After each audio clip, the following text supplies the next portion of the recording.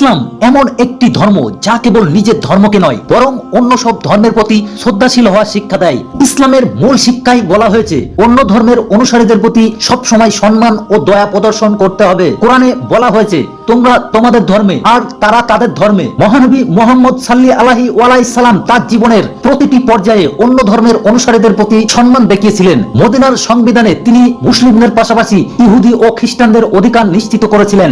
ইসলাম অন্য ধর্মের উপাসনালয়কে সম্মান করার নির্দেশ দেয়। কোরআনে বলা হয়েছে মসজিদ, গির্জা ও উপাসনালয়কে রক্ষা করতে হবে যেখানে আল্লাহর নাম স্মরণ করা হয়। ইসলাম মানুষকে জাতি, ধর্ম এবং সংস্কৃতির ঊর্ধ্বে গিয়ে শ্রদ্ধা করতে শিখিয়েছে। মহানবী সাল্লাল্লাহু আলাইহি সাল্লামের শিক্ষা অনুসারে ভালো আচরণ এবং সহমর্মিতা হলো সেই পথ যা সবাইকে একত্রিত শান্তিতে নিয়ে আসে। ইসলামের শিক্ষা স্পষ্ট, অন্য ধর্মের প্রতি সহনশীলতা, সম্মান এবং পারস্পরিক বোঝাপড়ার মাধ্যমে পৃথিবীতে শান্তি স্থাপন করা সম্ভব।